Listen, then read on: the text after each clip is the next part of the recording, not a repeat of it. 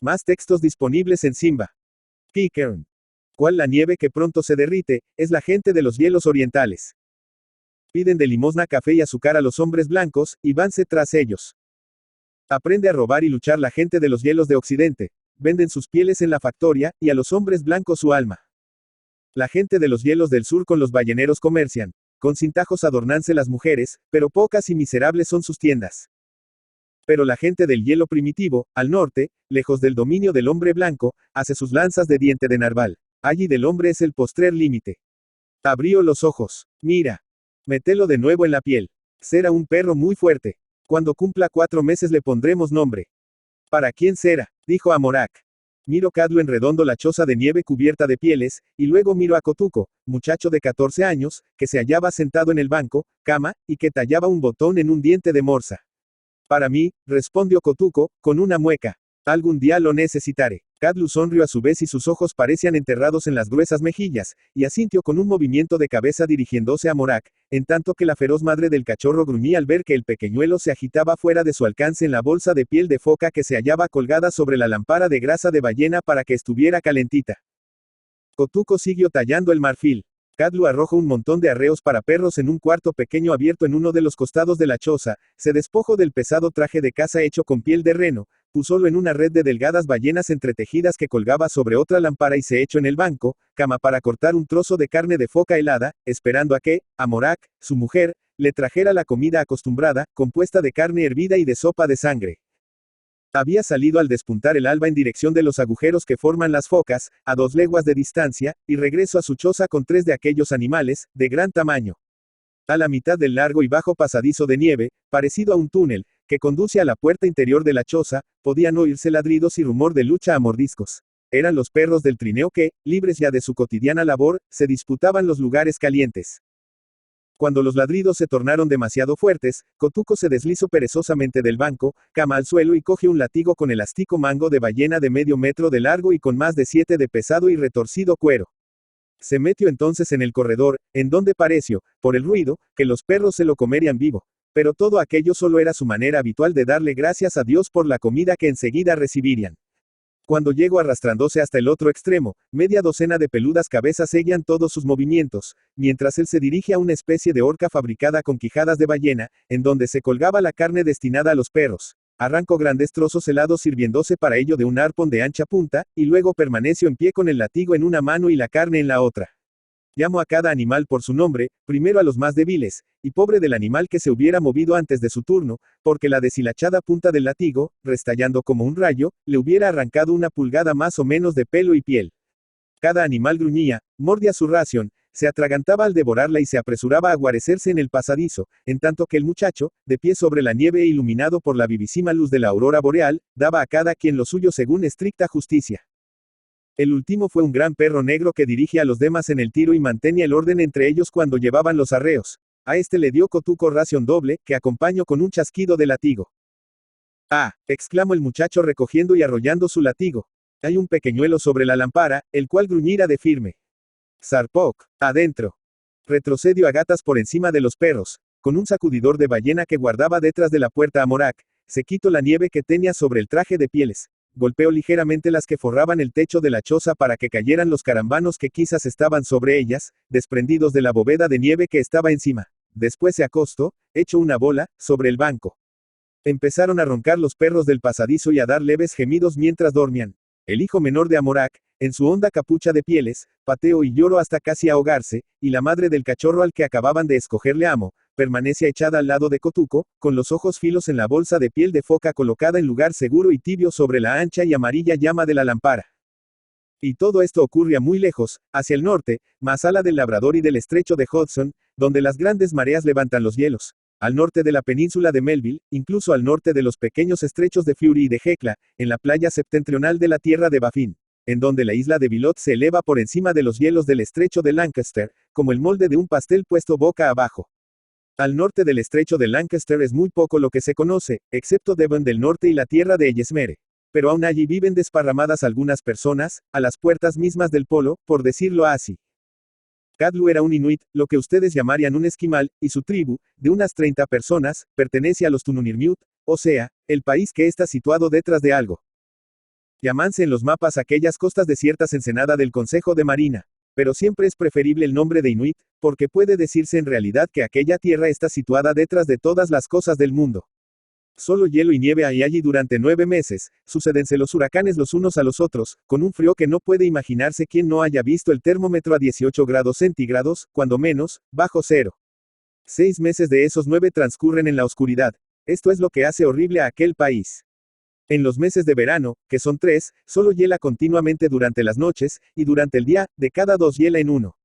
Entonces empieza a desaparecer la nieve en las pendientes que se hallan en el sur. Unos cuantos sauces enanos muestran sus yemas lanosas. Alguna diminuta piñuela parece que va a florecer. Playas de fina arena y de guijarros descienden hasta el mar. Levantanse piedras bruñidas y rocas veteadas por encima de la granulada nieve. Pero todo esto desaparece en pocas semanas y el salvaje invierno cierra de nuevo los claros que hay en la tierra, mientras que en el mar el hielo sube y baja, roto en pedazos, en lontananza, apretándose, entrechocando, rajándose, rozando unos contra otros, pulverizándose entre tanto, y, por así decir, varando, hasta que al cabo se hiela todo junto hasta una profundidad de 3 metros, desde la tierra hasta donde está honda el agua. En invierno Kadlu perseguía a las focas hasta los confines de aquellas tierras, hielos, y les clavaba el arpón cuando salían a respirar en sus agujeros. Las focas deben contar con agua para vivir y cazar en ella peces. En pleno invierno sucede allí con frecuencia que el hielo se corre hasta unas 20 leguas, sin rajarse, partiendo de la playa más próxima. En primavera, él y los suyos se retiraban de los hielos amontonados en el mar, dirigiéndose a las rocas de tierra firme, y allí levantaban sus tiendas hechas de pieles y cazaban con lazo aves marinas, o arponeaban a las focas jóvenes que se asoleaban en las playas. Más tarde se dirigían hacia el sur, a la tierra de Bafín, para dedicarse allí a la caza del reno y hacer su provisión anual de salmón en los centenares de corrientes y lagos del interior, y regresaban al norte en septiembre u octubre para cazar bueyes almizclados y para la matanza usual de focas del invierno. Estos viajes se hacían en trineos de perros que recorrían 6 o 7 leguas cada día, o algunas veces siguiendo la costa en grandes, botes de mujeres, construidos de pieles, en los que los niños y los perros se echan a los pies de los remeros, y las mujeres entonan canciones, mientras se deslizan de cabo en cabo por las frías y cristalinas aguas. Todos los objetos algo refinados que conocían los Tununirmiut provenían del sur, a saber, maderos acarreados por el agua que les servían para trineos, hierro en barras para las puntas de los arpones, cuchillos de acero, calderos de hojalata en que se cocía la comida mucho mejor que en los antiguos utensilios de cocina fabricados de esteatita, pedernal, acero, y hasta fósforos, y cintas de colores para el cabello de las mujeres, espejillos baratos, y tela de color rojo para orlas de chaquetas de piel de reno. Kadlu se dedicaba al tráfico valioso de blancos y retorcidos dientes de narval y de buey almizclado, estos se cotizan tanto como las perlas que vendía él a los inuit del sur, quienes, a su vez, traficaban con los balleneros y con las factorías que tienen los misioneros en los estrechos de Exeter y Cumberland. Y así se encadenaban las cosas, hasta que, una caldera comprada por el cocinero de algún barco en el bazar de Bendy, podía ir a parar sobre una lámpara de grasa de ballena en el sitio más frío del círculo polar ártico. Kadlu, como buen cazador, contaba con gran número de arpones de hierro, cuchillos para cortar la nieve, dardos para cazar pájaros y cuantas cosas hacen fácil la vida en los lugares de los grandes fríos. Era, además, el jefe de su tribu, o como ellos dicen, el hombre que lo sabe todo por propia experiencia. Esto no le daba ninguna autoridad, excepto la de permitirle aconsejar a sus amigos que cambiaran de cazadero. Pero Kotuko se aprovechaba de ello para mandar un poco, a la manera perezosa de los gordos inuit, a los demás muchachos, cuando salían por la noche para jugar a la pelota a la luz de la luna o para cantar la canción del niño a la aurora boreal. Pero a los 14 años un inuit se considera ya un hombre, y Kotuko estaba cansado ya de preparar lazos para coger gallos silvestres y zorros ferreros, y mucho más cansado aún de ayudarles a las mujeres en la operación de mascar pieles de foca y de reno, cosa que las ablanda mejor que nada durante todo el largo día, en tanto que los hombres salían de caza. Quería ir al Kwagi, la casa del canto, cuando los cazadores se reúnen allí para celebrar sus misterios, y el Angekok, el hechicero, después de apagar las lámparas, les infunde un terror que hallaba delicioso, evocando el espíritu del reno que pateaba sobre el techo de la casa, o arrojando una lanza contra las sombras de la noche y viéndola volver atrás cubierta de caliente sangre. Quería poder arrojar sus grandes botas en la red, como lo hacía su padre, mostrando el aire cansado del jefe de familia, y jugar con los cazadores cuando iban a visitarlos por la noche y jugaban con una especie de ruleta improvisada por ellos con un bote de hojalata y un clavo. Eran cientos las cosas que quería hacer, pero los hombres se reían de él y le decían: espera hasta que hayas tomado parte en la lucha, Kotuko. La caza no se limita a cobrar piezas. Ahora que su padre le había regalado un cachorro, las cosas se presentaban más risueñas. Un inuit no le regala un buen perro a su hijo, hasta que el muchacho sabe algo acerca del modo de educarlo, y Katuko estaba convencido de que sabía mucho más de lo necesario. Si el cachorro no tuviera una naturaleza de hierro, hubiera muerto por el exceso de alimento y de manoseo. Kotoko le hizo unos arreos diminutos con sus respectivos tirantes, y lo conducía por todo el suelo de la choza, gritando. Agua, ja agua, hacia la derecha, choyachoy, ja choyachoy, hacia la izquierda, oa, parate. Al cachorro no le gustaba esto absolutamente nada, pero esto era pura felicidad comparado al susto que se llevó cuando lo pusieron por primera vez a tirar de un trineo. Se limitó a sentarse en la nieve y ponerse a jugar con el tirante de piel de foca que iba desde sus arreos hasta el pitu, la gran correa de los arcos del trineo. Arrancó el tiro de los demás perros, y el cachorro sintió que le pasaba por encima el vehículo de 3 metros de largo, arrastrándolo por la nieve, en tanto que Kotoko reía hasta que se le saltaron las lágrimas. Vinieron luego días y días en que oía siempre el chasquido del cruel látigo que silba como el viento que pasa sobre el hielo, y todos sus compañeros lo mordían porque no sabía trabajar como ellos, y el roce de los arreos lo desollaba vivo, y ya no le era permitido dormir con Kotoko, sino que lo hacían quedarse en el lugar más frío del pasadizo. Eran tiempos muy duros aquellos para el cachorro. El muchacho aprende a tan aprisa como el perrillo, aunque un trineo tirado por perros es algo muy difícil de manejar. Cada animal, y los más débiles van más cerca del conductor, lleva su propio tirante separado que pasa por debajo de su pata anterior izquierda y que va hasta la correa principal en donde se sujeta con una especie de botón y de una presilla que puede quitarse con un movimiento de la muñeca, dejando así en libertad a uno por uno de los perros. Cosa muy conveniente es esta, porque con frecuencia el tirante se les mete entre las patas posteriores, y allí les produce cortaduras que les llegan hasta el hueso. Y absolutamente todos se meten con los que tienen más cerca al correr, saltando por entre los tirantes. Luego se pelean, y el resultado es que se embrullan como sedal mojado que se deja sin recoger hasta el día siguiente. Pueden evitarse muchas molestias con el uso inteligente del látigo. Cada muchacho inuit se enorgullece de su destreza en el manejo del látigo. Pero si es fácil acertar un trayazo en un objeto colocado en el suelo, en cambio es difícil, inclinándose sobre el trineo, acertarle a un perro reacio precisamente detrás de una espaldilla, con la punta del látigo. Si se riñe a un perro llamándolo por su nombre, y accidentalmente otro recibe el golpe no destinado a él, los dos se pelean en el acto y hacen que se paren todos los del tiro. Además, si se viaja con un amigo y se empieza a hablar con él, o si se viaja solo y se empieza a cantar, todos los perros se detienen, se vuelven en redondo y se sientan para escuchar la plática o el canto. A Kotoko se le escapó el trineo 1 o 2 veces por haberse olvidado de poner un estorbo delante del mismo al pararlo, y rompió muchos látigos y estropeó algunas correas antes de que se le pudiera confiar un tiro completo de 8 perros y el trineo más rápido. Pero entonces se sintió persona importante y sobre el liso y oscuro hielo se deslizaba ligero y atrevido con la rapidez de una jauría lanzada en persecución de una pieza. Recorría hasta 2 leguas y media hasta los agujeros de las focas, y una vez en el cazadero soltaba una de las correas del pitu, y dejaba libre al perrazo negro que era el más listo de todo el conjunto. Tan pronto como el animal olfateaba alguna de aquellas aberturas, Kotoko volcaba el trineo, clavando en la nieve el par de aserradas astas que se elevan del respaldo como los asideros de un cochecillo de niño, y así el tiro de perros no podía moverse. Entonces el muchacho avanzaba arrastrándose, pulgada a pulgada, y esperaba hasta que la foca se asomara para respirar. Lanzaba luego rápidamente hacia abajo el arpón con la cuerda atada a él, y tirando de esta al poco rato, subió una foca muerta, a la cual arrastraba, cuando llegaba a la superficie del hielo, hasta el trineo, con ayuda del perro negro. Este era el momento en que los perros del tiro aullaban rabiosos, presa de gran agitación. Pero Kotoko les daba latigazos en la cara con la trailla que parecía una barra de hierro candente, hasta que el cuerpo del cazado animal se ponía rígido. La vuelta a casa era el trabajo más duro. Había que arrastrar al cargado trineo entre el duro hielo, y los perros, en vez de tirar, solían sentarse mirando hambrientos a la foca. Al fin partían por el joyado camino de todos los trineos que iban a la aldea, trotando sobre aquel hielo que resonaba como si fuera metálico, con las cabezas gachas y las colas en alto, en tanto que Kotoko se ponía a cantar el Angutibauntai, Natau, Na, Neta, Na, la canción del cazador que regresa, y salían voces que le llamaban de todas las casas que hallaba al paso, bajo aquel vasto cielo sombrío, alumbrado solo por las estrellas. Cuando Kotoko, el perro, llegó a su completo desarrollo, también se divirtió a su manera. Pelea tras pelea, bravamente logró ir ascendiendo en categoría entre los perros del tiro, hasta que una tarde, por cuestión de comida, luchó con el perrazo negro que dirige a los demás. Kotoko, el muchacho, cuidó de que aquello fuera una pelea limpia, y lo convirtió en segundo, como dicen allí. Así, pues, fue promovido a director y unido a la larga correa que lo hacía correr a 1,5 metros delante de los otros.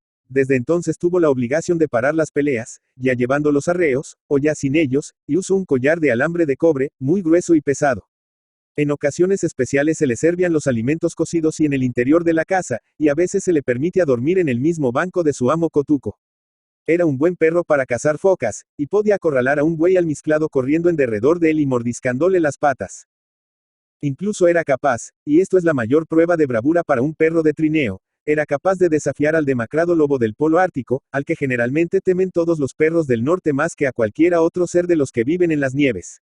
Él y su amo, pues no contaban como compañía la vulgar trailla, cazaron juntos día tras día y noche tras noche, el muchacho envuelto en pieles, y el feroz animal con el pelo largo y amarillo, pequeños los ojos, blancos los colmillos.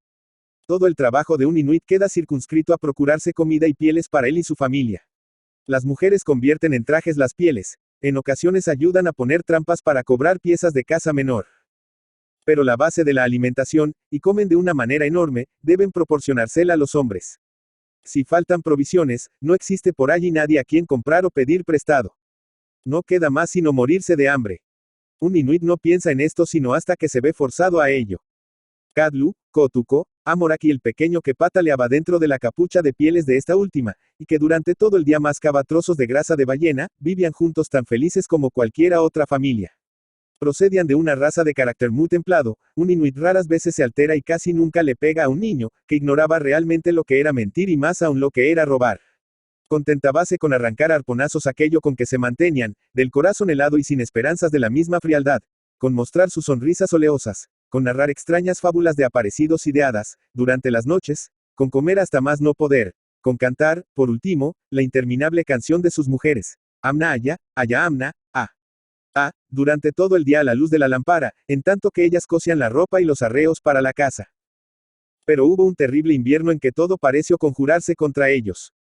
Regresaron los Tununirmiut de su pesca anual del salmón y construyeron sus casas sobre los primeros hielos al norte de la isla de Bilot, listos para salir en persecución de las focas cuando el mar estuviera helado.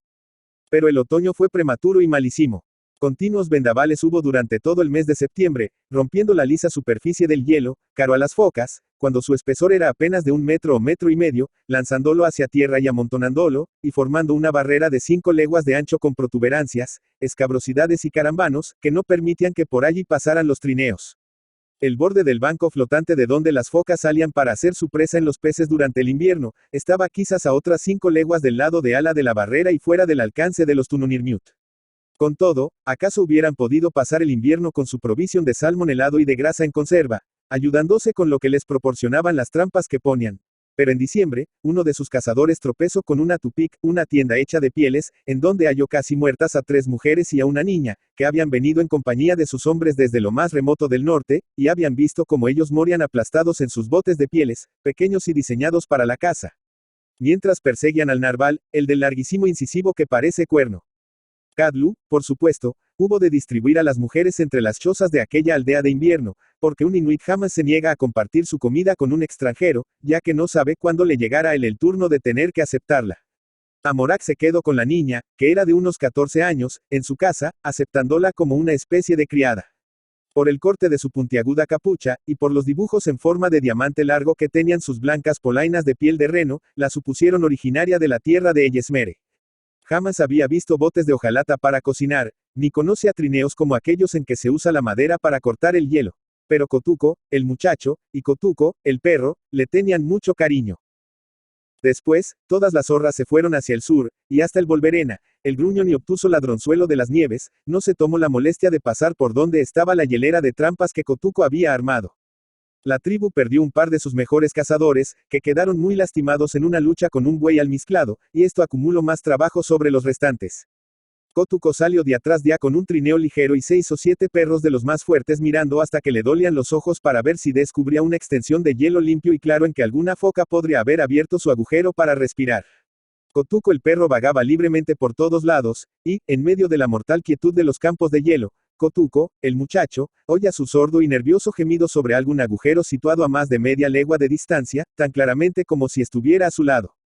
Cuando el perro encontraba uno de esos hoyos, se construye el muchacho un pequeño y bajo muro de nieve para resguardarse algo del fuerte viento, y allí esperaba 10, 12, 20 horas si era preciso hasta que la foca salía a respirar, los ojos del cazador clavados en la pequeña señal que él había hecho sobre el agujero para guiar la puntería cuando arrojara el arpón, y con una pequeña alfombra de piel de foca bajo los pies, mientras tenía atadas las piernas con el tutareán, la hebilla de que hablaban los antiguos cazadores. Esta ayuda a evitar las punzadas en las piernas del hombre que se pasa horas y horas a la espera de que se asomen las focas de oído finísimo. Aunque este trabajo no exige esfuerzo, fácilmente se comprende que permanecer sentado completamente inmóvil y metido en la hebilla con el termómetro a 40 grados Fahrenheit quizás bajo cero, es el trabajo más pesado que conoce un inuit. Cuando se cogía una foca, Kotuko el perro se lanzaba hacia adelante con la correa arrastrando detrás de él y ayudaba a tirar del cuerpo hasta el trineo, donde los otros perros, cansados y hambrientos, se tendían con aspecto sombrío para resguardarse del aire que llegaba desde los pedazos rotos del hielo. Una foca no era comida para mucho tiempo, porque en la aldehuela cada boca tenía el derecho a su porción, y no se desperdiciaban ni huesos, ni piel, ni tendones. La carne destinada a los perros se empleaba en alimento humano, y Amorak los alimentaba con retazos viejos de las tiendas de pieles usadas en verano y arrancados del banco usado para dormir, y los animales aullaban y aullaban, se despertaban de noche y de nuevo aullaban, siempre hambrientos. Con solo ver las lámparas de esteatita en las chozas, se podía adivinar que el hambre se acercaba. En las buenas estaciones, cuando había abundante grasa, la luz de las lámparas en forma de bote tenían más de medio metro de alto, y se elevaba alegre, untuosa y amarilla. Ahora apenas medía unas 6 pulgadas pues Amorak bajaba cuidadosamente la mecha de musgo, cuando alguna llamarada se elevaba más de lo debido por un momento, y los ojos de toda la familia seguían atentamente esta operación. Lo horrible del hambre en aquellos grandes fríos, no es tanto el morir, sino el morir en la oscuridad. Todo inuit teme a la oscuridad, que pesa sobre él sin cesar durante 6 meses de cada año. Y cuando las lámparas están bajas en las casas, la inteligencia de las personas empieza a estar turbia y confusa. Pero peores cosas sucederían. Los perros, mal alimentados, mordían con frecuencia y gruñían en los corredores, lanzaban furiosas miradas a las frías estrellas y husmeaban hacia el lado donde soplaba el viento, noche tras noche. Cuando cesaban de aullar, descendía de nuevo el silencio, tan sólido y pesado como una masa de nieve acumulada por la tormenta contra una puerta, y los hombres oían entonces el latir de las venas en los delgados conductos de la oreja y el batir de sus corazones, que resonaban como el ruido del tambor que los hechiceros tocan sobre la nieve. Una noche, Kotuko, el perro, que había estado de mal humor, cosa poco frecuente, al llevar los arreos, saltó y apoyó la cabeza contra la rodilla de Kotuko. Este lo acarició, pero el perro continuaba empujando ciegamente hacia adelante, salamero. Entonces se despertó Kadlu, le cogió la pesada cabeza parecida a la del lobo y le miró en los ojos vidriosos. El perro gimió y tembló entre las rodillas de Kadlu. Se le erizó el pelo en torno del cuello, y gruñó como si un forastero llamara a la puerta. Luego ladró alegremente, se arrastró por el suelo y mordió la bota a Kotuko, como si fuera un cachorro. ¿Qué le sucede?, preguntó Kotuko, que empezaba a sentir miedo. La enfermedad, respondió Kadlu, tiene la enfermedad de los perros. Kotuko, el perro, levantó el hocico y aulló una y otra vez. Nunca había visto esto. Con diéresis cejara ahora. Preguntó. Kadlu encogió un hombro y cruzó la choza y fue a buscar un arpón corto y afilado. El enorme perro lo miró, aulló de nuevo y se deslizó por el corredor hacia afuera mientras sus compañeros se retiraban a izquierda y derecha para darle ancho paso. Al hallarse fuera, sobre la nieve, ladró furiosamente, como si siguiera el rastro de algún buey almizclado, y, ladrando, saltando y haciendo cabriolas, desapareció. Su enfermedad no era hidrofobia, sino simplemente locura. El frío, el hambre, y sobre todo la oscuridad le habían trastornado la cabeza. Cuando esa terrible enfermedad de los perros aparece en los que forman el tiro de un trineo, se propaga como el fuego. Al siguiente día de caza enfermó otro perro y fue muerto de inmediato por Kotuko al ver que mordía y forcejeaba entre los arreos. Luego, el perro negro que hacía de segundo, y que en tiempos antiguos había sido el que dirigía, empezó de pronto a ladrar como si siguiera la pista a un reno imaginario, y cuando lo soltaron del pitu, se lanzó contra un gran montón de hielo, y huyó como lo había hecho el que dirige el tiro, con los arreos colgando. Después de esto, nadie quiso ya sacar a los perros. Los necesitaban para algo más, y ellos lo sabían. Y por esto, aunque estaban atados y tomaban los alimentos de la mano de sus dueños, sus ojos revelaban desesperación y miedo. Y para que todo fuera peor, empezaron las viejas a contar cuentos de fantasmas y a decir que habían visto los espíritus de los cazadores muertos, desaparecidos aquel otoño, los cuales habían profetizado horribles sucesos. Kotuko sintió más que nada la pérdida de su perro, porque aunque un inuit come enormemente, sabe también ayunar. Pero la oscuridad, el hambre, el frío y las intemperies, lo hicieron empezar a oír voces dentro de su cerebro y a ver gente que no existía, que estaba fuera del alcance de sus miradas. Una noche, acababa de quitarse la hebilla tras 10 horas de espera cabe uno de los agujeros de focas llamados ciegos, y se encaminaba a la aldea sintiéndose débil y desvanecido casi, hizo un alto para apoyarse de espaldas contra una peña que daba la casualidad de estar sostenida, como las rocas que se balancean, sobre un solo punto saliente del hielo. Su peso, al apoyarse, destruyó el equilibrio de la peña, y ésta rodó pesadamente, y mientras Kotuko saltaba a un lado para evitarla, resbaló aquella en dirección hacia el chirriando y silbando por el hielo que tenía forma de talud. Esto fue suficiente para Kotuko. Había sido educado en la creencia de que cada roca y cada peña tienen su dueño, su Inua, que era generalmente algo parecido a una mujer con un solo ojo, que recibe el nombre de Tornak, y que, cuando una Tornak quería ayudar a un hombre, rodaba tras él dentro de su pétrea casa y le preguntaba si quería tomarla como su espíritu protector. En el verano, durante los deshielos, las rocas y las peñas que el hielo sostiene, ruedan y resbalan por toda la superficie del terreno. Así, no es difícil comprender cómo nació la idea de las piedras que viven.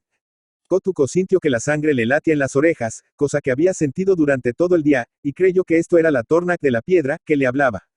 Antes de llegar a su casa, ya estaba convencido de que había tenido con aquella una larga conversación, y como toda su gente creía que esto era muy posible, nadie lo contradijo. Me dijo, me lanzo desde el lugar que ocupo en la nieve, repete a Kotuko con los ojos hundidos e inclinándose hacia adelante en la mal alumbrada choza. Dijo. Seré tu guía. Te guiaré a los mejores agujeros de focas. Mañana salgo de casa, y la Tornak me guiará. Luego vino el Angekok, el hechicero de la aldea, y Kotuko se lo refirió todo por segunda vez. No perdió ni una tilde al ser repetido. Sigue a los Tornait, los espíritus de las piedras, y ellos nos darán de nuevo comida, dijo el Angekok. Ahora bien, la muchacha procedente del norte había estado echada cerca de la lámpara durante días enteros, comiendo poco y hablando menos. Pero cuando Amorak y Kadlu, a la siguiente mañana, empezaron a cargar y a atar un pequeño trineo de mano para Kotuko, y lo cargaron con todos los útiles de caza y con cuanta grasa y carne de foca helada fue posible, ella cogió la cuerda con que se arrastraba el vehículo y se colocó valientemente al lado del muchacho.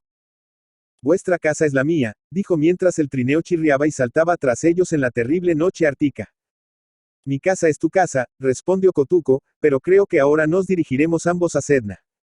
Ahora bien, Sedna es la señora del mundo inferior, y todo Inuit cree que toda persona que muere debe pasar un año en el horrible país de aquella antes de ir a Quadliparmiut, el lugar de la felicidad, en donde nunca hiela y donde gordos renos se acercan a uno en cuanto se les llama.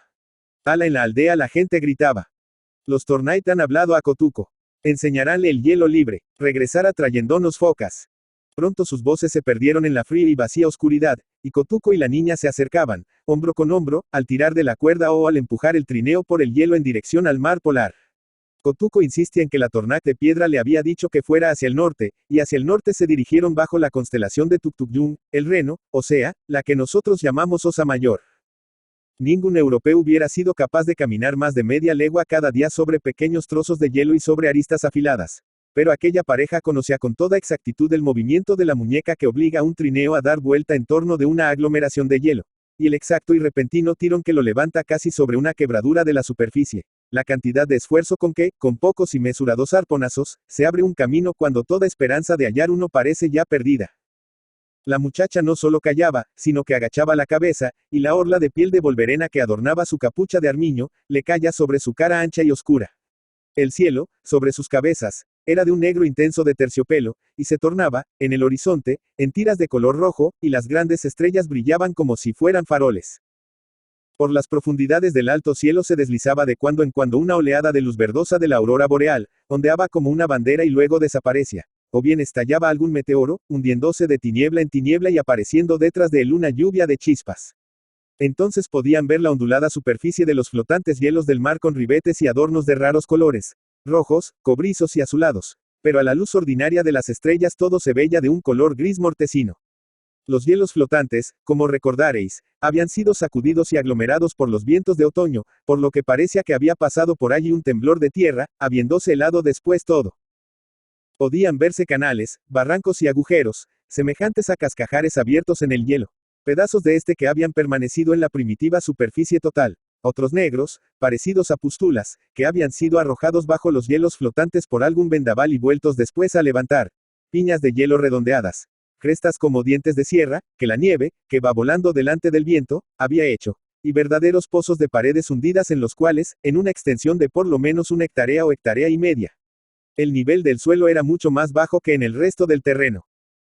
Desde cierta distancia hubiéranse podido tomar por focas o morsas los pedazos de hielo, o por trineos puestos boca abajo, o por hombres en expedición de caza, o incluso por el mismísimo gran fantasma blanco del oso de 10 patas. Pero, a pesar de todas esas formas fantásticas, que parecían a punto de cobrar vida, no se escuchaba ningún ruido, ni siquiera el más pequeño eco de algún rumor. Y al través de ese silencio y esa soledad, donde repentinas luces se encendían y se apagaban nuevamente, el trineo y quienes lo empujaban se arrastraban como visiones de pesadilla, una pesadilla sobre el fin del mundo, en el fin del mundo. Cuando se sentían cansados, Kotuko construye lo que los cazadores llaman media casa, una pequeñísima choza de nieve, en la cual se metían muy apretados uno contra el otro, con la lámpara de viaje, y trataban de deshelar la carne de foca que llevaban. Una vez que habían dormido, empezaba la marcha de nuevo, unas 7 leguas diarias y no acercarse al norte más que 2 leguas y media. La muchacha iba siempre silenciosa, pero Kotuko hablaba para sí mismo algunas veces y rompía a cantar canciones que había aprendido en la casa del canto, canciones sobre el verano, sobre los renos y el salmón, todas ellas horriblemente fuera de lugar en aquella estación. Decía que había oído a la tornaca hablándole de mal humor, y corría furioso contra un montón de hielo, retorciéndose los brazos y hablando a gritos y en tono amenazador. A decir verdad, Kotuko estaba casi loco en aquel tiempo, pero la muchacha estaba segura de que su espíritu guardián lo había estado guiando y que todo terminaría bien. Por tanto, no se sorprendió cuando al final de la 4ª jornada, Kotuko, cuyos ojos brillaban como bolas de fuego, le dijo que su tornac lo seguía al través de la nieve bajo la forma de un perro de 2 cabezas. La muchacha miró hacia donde señalaba Kotuko, y le pareció que algo se deslizaba hacia un barranco. No era ciertamente una cosa humana, pero todo el mundo sabe que el Tornait prefiere aparecerse en la de un oso o de una foca o de otros animales. Podía ser también el mismo fantasma blanco del oso de las 10 patas, o cualquiera otra cosa, porque Kotuko y la muchacha estaban tan hambrientos que ya no podían tener fe en lo que creían ver. Nada habían logrado cazar con trampas, y no habían visto ningún rastro de caza desde que salieron de la aldea. Su comida apenas si les duraría una semana más, y una nueva borrasca se les venía encima. Una tempestad polar puede durar 10 días sin interrupción, y es segura la muerte en este tiempo para quien esté fuera de su casa. Kotuko construye una casa de nieve de tamaño suficiente para contener el trineo de mano, nunca debe uno separarse de su comida, y mientras le daba forma al último bloque irregular que forma la clave de la bóveda, vio algo que lo estaba mirando desde un montón de hielo, a unos 800 metros de distancia. El aire era brumoso, y aquella cosa parecía tener unos 40 pies de largo por 10 de alto y además una cola de 20 pies de largo, y una forma de contornos indefinidos, temblorosos. La muchacha vio aquello también, pero en vez de gritar aterrorizada, dijo calmadamente: «Eso es Kikern. ¿Qué ocurrirá luego?» «Me hablará», respondió Kotuko. El cuchillo con que cortaba el hielo tembló en su mano mientras hablaba, porque, por mucho que un hombre crea tener amistad con feos y raros espíritus, pocas veces quiere que sus palabras parezcan resultar verdad. Kikern es, también, el fantasma de un perro gigantesco, sin dientes ni pelo, que se supone vive en el lejano norte, y que vaga por aquel país inmediatamente antes de que algo acontezca. Y estas pueden ser cosas agradables o desagradables, pero ni a los hechiceros les gusta hablar de Kikern. Él es el que enloquece a los perros.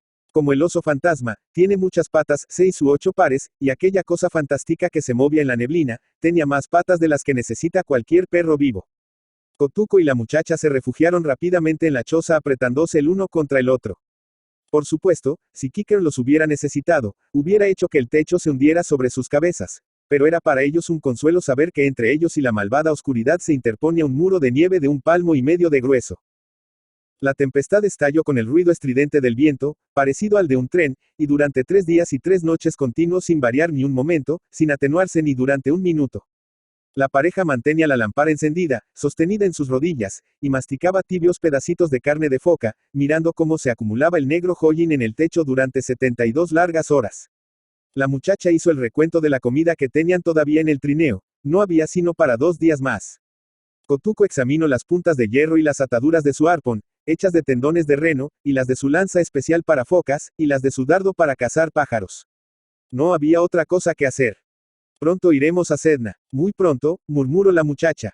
En 3 días más, no nos quedará sino echarnos. Y partir. No hará nada por nosotros tu tornac.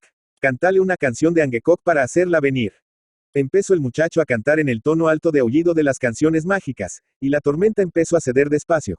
A la mitad de la canción la muchacha se estremeció, y luego colocó, primero su mano cubierta con el mitón y luego la cabeza, sobre el hielo que formaba el piso de la choza. Kotoko siguió su ejemplo, y ambos se arrodillaron, mirándose a los ojos y escuchando tensamente. Arrancó una delgada tira de ballena de un lazo para cazar pájaros, que tenía en el trineo, y, enderezándola, la puso en un agujerito que hizo en el hielo, afirmándola con su mitón. Quedó casi tan delicadamente ajustada como la aguja de una brújula, y entonces, en vez de escuchar, miraron atentamente. La delgada varilla tembló un poco, de una manera casi imperceptible, después vibró más firmemente durante algunos segundos. Se detuvo, y vibró de nuevo señalando en esta ocasión hacia otro punto de aquella especie de brújula. Demasiado pronto, dijo Kotoko, una gran porción de hielo flotante se ha resquebrajado, lejos, a la afuera. La muchacha señaló la varilla y sacudió la cabeza. Se quiebra todo, dijo. Escucha el ruido en el suelo. Suenan golpes. Al arrodillarse en esta ocasión, escucharon los más curiosos y sordos rumores, como un golpetear que resonara bajo sus pies. Algunas veces parecía que algún cachorrillo chillaba colocado sobre la luz de la lámpara, otras, que alguien quebrantaba una piedra sobre el duro hielo, y otras, que tocaban en un tambor tapado con algo. Y todo esto sonaba en tonos muy prolongados y disminuidos, como si vibraran, pasando al través de un pequeño cuerno, durante una larga y fatigosa distancia. No iremos a Sedna echados, dijo Kotoko. Es el gran deshielo. La Tornaq nos ha engañado. Moriremos. Todo esto puede parecer muy absurdo, pero ambos se encaraban a un peligro muy real. Los 3 días de viento habían barrido hacia el sur el agua de la bahía de Baffin, amontonándola contra el extremo de la gran extensión de hielo que iba desde la isla Bilot hacia el oeste. Además, la fuerte corriente que va hacia el este desde el estrecho de Lancaster llevaba durante algunas millas lo que llaman hielo en pacas, hielo tosco y áspero que aún no se ha convertido en superficie llana, y estas pacas callan como bombas sobre la masa de hielos flotantes, al mismo tiempo que el flujo y el reflujo del tormentoso mar la minaba y la hacía cada vez más débil. Lo que Kotoko y la muchacha habían oído, eran los débiles ecos de aquella lucha que ocurre a 8 o 10 leguas de distancia. Y la reveladora varilla vibraba al choque del continuo batallar. Ahora bien, como dicen los inuit, cuando el hielo se despierta de su largo sueño de invierno, no puede saberse lo que ocurrirá, porque, aunque sólido, cambia de forma casi tan rápidamente como una nube. El vendaval era, sin duda, un vendaval de primavera que había venido fuera de tiempo, y cualquier cosa era posible. Sin embargo, la pareja se sentía algo más animada que antes. Si el hielo se hundiera, ya no habría más esperar ni más sufrimiento. Los espíritus, los duendes y los demás habitantes del mundo de los encantamientos, andaban sueltos por el movedizo conjunto, y podría ocurrirles entrar en el mundo de Sedna junto con toda clase de seres extraordinarios llenos aún de loca exaltación. Cuando abandonaron la choza después de la tormenta, el ruido en el horizonte crecía más y más, y la dura masa de hielo gemía y zumbaba en derredor de ellos. Todavía está esperando, dijo Kotoko. En la cima de un gran montón de hielo estaba sentada o acurrucada aquella cosa de 8 patas que habían visto 3 días antes. Y aullaba horriblemente. Sigámoslo, dijo la muchacha. Quizá conozca algún camino que nos conduzca a Sedna. Pero sintió que desfallecía cuando cogió la cuerda del trineo. La cosa se movía despacio y torpemente por encima de los picos de hielo, dirigiéndose siempre al oeste y hacia tierra, y ellos siguieron también el mismo camino, en tanto que se acercaba cada vez más el ruido atronador que se oía en el borde de la gran masa de hielo flotante ala en el mar.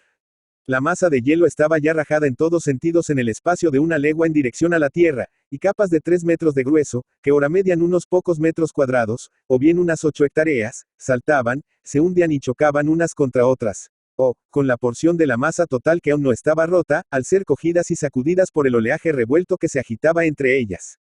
Este ariete de hielo era, por decirlo así, la avanzada del ejército que el mar lanzaba contra sus mismos hielos flotantes. El incesante quebrarse y chocar de los pedazos ahogaba casi el chillido de la especie de láminas arrojadas enteras bajo la gran masa, como baraja que se esconde a toda prisa bajo el tapete de la mesa. Donde el agua era poco profunda, estas láminas se amontonaban las unas sobre las otras hasta que las inferiores tocaban el fango a 15 metros de profundidad, y el mar descolorido hacia de dique tras el sucio hielo hasta que la presión creciente arrojaba todo de nuevo hacia adelante. Además de los hielos flotantes y de las pacas de hielo, el vendaval y las corrientes hacían descender verdaderos aludes, especie de montañas movibles arrancadas de las costas de Groenlandia o de la playa septentrional de la bahía de Melville. Llegaban pesadas y solemnes, rompiéndose las olas en blanca espuma en torno suyo, y avanzaban en dirección a la gran masa como una antigua flota que navegase a toda vela. Tal o cual alud que parecía presto para llevarse por delante al mundo entero, fondeaba como sin fuerzas en el agua profunda, empezaba a dar vueltas, y terminaba revolcándose en la espuma y en el fango, envuelto en nubes de voladoras y heladas chispas, en tanto que otro mucho menor y más bajo rajaba la aplastada masa y se metía en ella, arrojando a los lados toneladas de hielo y abriendo una vía de más de 800 metros antes de que se detuviera. Callan unas como espadas, que cortaban canales de sinuosos bordes. Otros se rompían en una lluvia de pedazos que pesaban docenas de toneladas cada uno y se arremolinaban estruendosamente. Otros, por último, se elevaban enteros fuera del agua, y al juntarse se retorcían como atormentados por el sufrimiento y caían pesadamente sobre uno de sus lados, mientras el mar pasaba sobre ellos. Toda esta labor de prensar, amontonar, doblar y retorcer el hielo en todas las formas posibles, se verificaba a tanta distancia como la vista podía alcanzar a lo largo de la línea septentrional de la masa flotante. Desde donde se hallaban Kotuko y la muchacha, aquella confusión no parecía sino un movimiento de ondulación y de arrastre que ocurre ala en el horizonte. Pero a cada momento se acercaba a ellos, y podían oír a la lejos, hacia el lado de la tierra, como un fuerte bramido comparable a estruendo de artillería que resonaba al través de la niebla.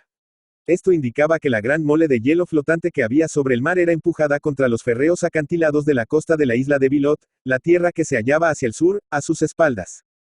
Esto no se ha visto nunca, dijo Kotuko mirando con aire estupefacto. No es la época en que ocurre. ¿Cómo es que el hielo se quiebra ahora? Sigue aquello, gritó la muchacha señalando a la fantástica aparición que, medio cojeando y medio corriendo, se alejaba locamente de ellos. La siguieron, tirando con toda su fuerza del trineo, oyendo cada vez más cerca el ruidoso avance del hielo.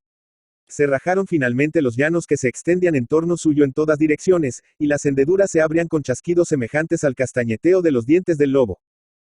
Pero en donde se apoyaba la cosa fantástica, una especie de baluarte de unos 15 metros de altura, no se notaba ningún movimiento. Kotuko saltó hacia adelante impetuosamente, llevando tras sí a su compañera y subió hasta el pie del baluarte. La voz del hielo crecía y crecía en torno suyo, pero aquella fortaleza permanecía firme, y, como la muchacha mirara a su compañero, este levantó el codo derecho apartándolo al mismo tiempo del cuerpo, haciendo la señal que usa el inuit para indicar que ha visto tierra y que ésta tiene forma de isla. Y ciertamente a tierra los había llevado aquella fantástica aparición de 8 patas que andaba cojeando, hacia un islote de base granítica y de arenosa playa, cubierto, enfundado y como enmascarado por el hielo, hasta tal punto, que no había hombre capaz de distinguirlo entre la helada y enorme mole que flotaba sobre el mar, pero por debajo era tierra sólida y no hielo movible. Cuando se rompían y rebotaban los pedazos flotantes al chocar con el islote, marcaba las orillas de este, y arrancaba del un protector banco de arena en dirección al norte, desviando así la acometida de los más pesados bloques de hielo, ni más ni menos que como la reja de arado aparta los trozos de marga. Existe el peligro, por supuesto, de que alguna gran extensión de hielo, por alguna tremenda presión, remontara la playa e hiciera desaparecer completamente la parte alta del islote. Pero tal idea no les preocupó ni a Kotuko ni a la muchacha mientras construían su casa de nieve y empezaban a comer, oyendo como las moles congeladas golpeaban en la playa y rodaban por ella. La cosa fantástica había desaparecido, y Kotuko hablaba excitado de su poder sobre los espíritus en tanto que se acurrucaba junto a la lámpara. En medio de sus insensatas afirmaciones, la muchacha empezó a reír balanceando el cuerpo hacia adelante y hacia atrás. A sus espaldas, avanzando cautelosamente dentro de la choza, se veían 2 cabezas, una amarilla y la otra negra, que pertenecían a los 2 más avergonzados y tristes perros que jamás se hayan visto. Uno era Kotuko, el perro, y el otro, el que había dirigido el trineo. Ambos estaban ahora gordos, de buen aspecto, y completamente curados de su locura. Pero iban unidos el uno al otro de la manera más extraña. Recordaréis que cuando huyó el perro negro, llevaba colgando los arreos. Debió encontrarse con Kotuko, el perro, y jugar o pelear con él, porque el lazo que le pasaba por las espaldillas se enganchó en los alambres de cuero retorcido que llevaba Kotuko en su collar, y se habían enredado de tal modo y tan fuertemente, que ninguno de los dos pudo coger la correa con los dientes para separarla, siendo así cada uno atraído por su vecino. Esto, junto con la libertad de cazar por su cuenta, les ayudó a curarse de su locura. Estaban ya en su sano juicio. La muchacha empujó a los avergonzados animales hacia Kotuko, y muerta de risa, gritó. Aquí tienes a Kikern, que nos llevo a tierra firme. Mira las 8 patas y las 2 cabezas. Kotuko los dejó en libertad, cortando la correa, y ambos se echaron en sus brazos, ambos al mismo tiempo, tratando de explicarle cómo habían recobrado la razón. Kotuko palpó los costados de los animales y vio que los tenían bien llenos y el pelo reluciente. Encontraron comida, dijo, sonriendo. CNEO que siempre no iremos a Sedna tan pronto. Mi Tornak los envío. Se han curado de su enfermedad. En cuanto hubieron acariciado a Kotuko, los dos animales, que se habían visto obligados a dormir y comer y cazar juntos durante las últimas semanas, se lanzaron el uno contra el otro, y hubo una gran batalla en la casa de nieve. Los perros no se pelean cuando tienen hambre, dijo Kotuko. ¿Encontraron alguna foca? Durmamos ahora, encontraremos comida. Cuando despertaron, el agua del mar había quedado ya libre en la playa septentrional del islote, y todo el hielo suelto había sido lanzado hacia la tierra. Para un inuit siempre son encantadores los primeros rumores de la marea alta, ya que le advierten que se acerca la primavera. Kotuko y la muchacha se tomaron de las manos y sonrieron, porque el ruido claro y fuerte que produce el mar entre el hielo les recordaba el tiempo de la pesca del salmón, de la caza del reno, y el olor de los sauces rastreros cuando están en flor. Mientras miraban, el mar empezó a espesarse, casi congelado, entre los flotantes tempanos del hielo, tan intenso era el frío. Pero en el horizonte veíase una ancha y roja claridad que era la luz del hundido sol. Era aquello como un bostezo en mitad del sueño, más que un verdadero despertar para levantarse, y solo duró unos minutos la claridad, pero, con todo, marcaba la mejor estación del año. Nada, pensaron, podía cambiar ese curso de las cosas. Kotuko encontró a los perros peleándose sobre el cuerpo de una foca recién muerta, la cual había seguido a los peces que una tormenta hace siempre cambiar de lugar. Fue la primera de unas 20 o 30 que llegaron a la isla en el transcurso del día, y hasta que el mar se heló fuertemente fueron por centenares las vivas cabezas negras que se vieron, disfrutando del agua libre, poco profunda, y flotando entre los tempanos de hielo. Era un gusto poder comer de nuevo hígado de foca, llenar las lámparas de grasa sin miedo de que escaseara, y ver cómo la llama se elevaba a 1 metro de altura. Pero tan pronto como apareció el hielo nuevo en el mar, Kotuko y su compañera cargaron el trineo de mano e hicieron tirar de él a los dos perros como nunca en la vida habían tirado, porque temían lo que hubiera podido ocurrir en la aldea. El tiempo seguía tan implacable como de costumbre, pero es mucho más fácil arrastrar un trineo cargado de víveres que cazar muriéndose de hambre. Dejaron los cuerpos de 25 focas enterrados en el hielo de la playa y listos para ser aprovechados, y luego se apresuraron a regresar con los suyos. Los perros les enseñaron el camino tan pronto como comprendieron lo que Kotuko deseaba que hicieran, y, aunque no había ninguna señal de la ruta que debían seguir, en 2 días se hallaban ya dando voces en la misma entrada de la casa de Kadlu. Solo 3 perros les contestaron. Los otros habían sido comidos y las casas estaban sumidas en la oscuridad. Pero cuando Kotuko gritó, «¡Ojo!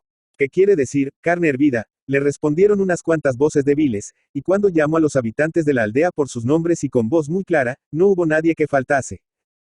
1 hora después brillaban las lámparas en casa de Kadlu. El agua de nieve derretida se calentaba al fuego. Hervían los botes de hojalata, y el hielo goteaba desde el techo, en tanto que Amorak cocinaba comida para toda la aldea. El chiquitín, metido en su capucha de pieles, mascaba un pedazo de grasa que tenía sabor de nueces, y los cazadores se atiborraban metódica y pausadamente de carne de foca.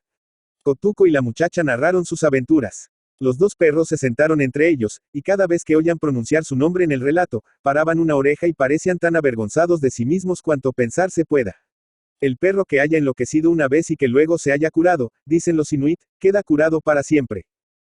Así pues, la Tornaq no se olvidó de nosotros, dijo Kotuko. Sopló la tempestad, se rompió el hielo y las focas llegaron tras los peces asustados por el temporal. Ahora los nuevos agujeros que las focas han hecho, están de aquí a 2 días de distancia. Que los buenos cazadores vayan mañana y traigan las focas que he matado, 25, y están enterradas en el hielo. Cuando las hayamos comido, iremos todos a cazar a las otras.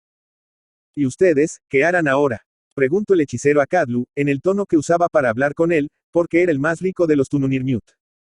Kadlu miró a la muchacha, a la hija del norte, y dijo calmosamente, «Nosotros vamos a construir una casa». Y señaló hacia el noroeste de la casa de Kadlu, porque en ese lado es donde suelen vivir el hijo o la hija casados. La muchacha levantó sus brazos con las palmas de las manos vueltas hacia arriba, y sacudió la cabeza, incrédulamente. Era una extranjera, dijo, a la que habían recogido hambrienta y nada podía traer a la casa como dote. Saltó Amorak del banco en que estaba sentada y empezó a arrojar cosas en la falda de la muchacha. Lámparas de piedra, raederas de hierro para las pieles, cafeteras de hojalata, pieles de reno con bordados hechos de dientes de buey almizclado y verdaderas agujas capoteras de las que usan los marineros para coser las velas. La mejor dote que jamás había sido dada en los confines del círculo polar ártico, y, al recibirlo, la muchacha del norte inclinaba la cabeza hasta el suelo. «También esto», dijo Kotuko riendo y señalando a los perros que acercaron sus fríos hocicos a la cara de la joven. «Ah», exclamó el Angekok, tosiendo con aire importante, como si todo aquello lo hubiera él ya previsto. En cuanto Kotuko abandonó la aldea, me fui a la casa del canto y entoné canciones mágicas. Cante durante muchas noches e invoque al espíritu del reno. Mis cantos hicieron que soplara el vendaval que quebró el hielo y llevo los perros a donde se hallaba Kotuko cuando por poco muere aplastado. Mis canciones hicieron que la foca siguiera detrás del roto hielo. Mi cuerpo permanecía inmóvil en el cuegui, pero mi espíritu vagaba lejos de él y guiaba a Kotuko y a los perros en todo cuanto se hizo. Yo lo hice todo. Todos los que se hallaban presentes estaban hartos de comida y soñolientos. Así pues, nadie se tomó el trabajo de contradecir tales afirmaciones, y el Angekok, en virtud de su oficio, se sirvió aún otro pedazo de carne hervida y se acostó después con los demás en la tibia y bien iluminada casa que olía a aceite. Ahora bien, Kotuko, que dibujaba muy bien al estilo inuit, grabó ciertos cuadros de todas sus aventuras en un largo pedazo de marfil en forma de plancha y con un agujero en uno de sus extremos. Cuando él y la muchacha fueron hacia el norte, a la tierra de Yesmer en el año del llamado invierno maravilloso, dejó aquella historia grabada a Kadlu, quien perdió la tablilla entre los guijarros un verano en que se le rompió el trineo, en la orilla del lago Netillín, en Icosirin, hallándola allí a la primavera siguiente uno de los habitantes del país, el cual se lo vendió, en Imigen, a un hombre que era intérprete de un ballenero del estrecho de Cumberland, y este, a su vez, se lo vendió a Hans Olsen, que posteriormente fue contramaestre de un vapor que llevaba viajeros al cabo norte de Noruega. Cuando terminó la estación turística para estos viajes, el vapor hizo travesías entre Londres y Australia, haciendo escala en Ceilán. Allí vendió Olsen la plancha de marfil a un joyero singales por 2 zafiros falsos. Por último, yo la encontré bajo un montón de cosas inútiles en una casa de Colombo, y la descifré del principio al fin. Angutibaun Taina. Esta es una traducción muy libre de la canción del cazador que regresa, como los hombres la cantaban después de cazar focas. El inuit repite siempre una y 1000 veces lo mismo. Nuestros guantes están endurecidos por la sangre helada y nuestras pieles por la nieve que en montón se junta. Regresamos de cazar focas. Focas. Que vivir suelen en los bancos de hielo. Aujana, Oa, Agua, Ac. Veloces los tiros de perros pasan. Hay chasquidos de látigos, y los hombres regresan de cazar focas, de los bancos de hielo. Seguimos a la foca hasta su escondite secreto, oímos como escarba bajo tierra. Tendidos en la nieve las acechamos en el límite de los bancos de hielo. Le arrojamos la lanza cuando a respirar sale, se la arrojamos así. Y así. Hiriéndola de tal manera, matándola de tal suerte ala en los bancos de hielo. Pegajosos están nuestros guantes de sangre helada, pesan nuestros párpados con la nieve. Pero a la esposa y al hogar. Volvemos, de ala, de los bancos de hielo. Aujana, Agua, Oa, Ac. Los cargados trineos parecen volar. Las mujeres oyen cómo vuelven sus hombres de ala, desde lejos, de los bancos de hielo. Rudyard Kipling. Joseph Rudyard Kipling, Bombay, India Británica, 30 de diciembre de 1865 Londres, Gran Bretaña, 18 de enero de 1936, fue un escritor y poeta británico. Autor de relatos, cuentos infantiles, novelas y poesía. Se le recuerda por sus relatos y poemas sobre los soldados británicos en la India y la defensa del imperialismo occidental, así como por sus cuentos infantiles. Algunas de sus obras más populares son la colección de relatos The Jungle Book, El libro de la selva, 1894, la novela de espionaje Kim, 1901, el relato corto, The Man Who Would Be King, El hombre que pudo ser rey, 1888, publicado originalmente en el volumen The Phantom Rickshaw, o los poemas, Gunga Din, 1892, If, traducido al castellano como, Sí, 1895. Además varias de sus obras han sido llevadas al cine. En su época fue respetado como poeta y se le ofreció el Premio Nacional de Poesía Poet Laureate en 1895, poeta laureado, la Orden de Mérito del Reino Unido y el título de Sir como Caballero de la Orden del Imperio Británico en 3 ocasiones, honores que rechazo. Sin embargo, aceptó el Premio Nobel de Literatura de 1907, el primer escritor británico en recibir este galardón, y el ganador del Premio Nobel de Literatura más joven hasta la fecha.